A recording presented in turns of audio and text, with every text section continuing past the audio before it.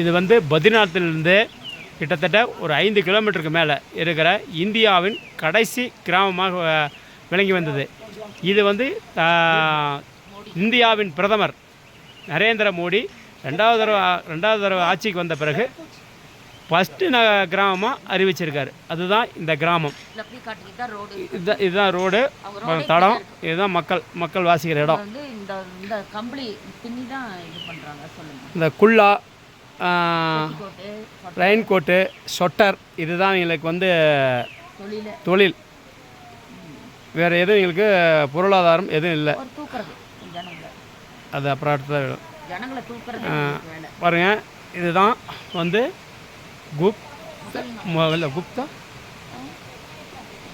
குப்தா நகர்னு சொல்லியிருக்காங்க.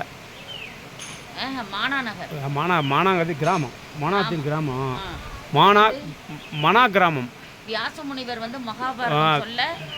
வியாசக முனிவர் வந்து மகாபாரதம் எழுத விநாயகரோட தந்தத்தை உடைச்சி இங்கே மகாபாரதம் எழுதின இடம் தான் இது. அங்கே கொடி பறக்குது பாருங்கள். அந்த கொடி தான் அந்த விநாயகருடைய ஆலயம். எங்கே இருக்கிற கொடி பறக்குறாங்க பறக்குது. அந்த கொடி தான் அந்த விநாயகருடைய ஆலயம். நன்றி.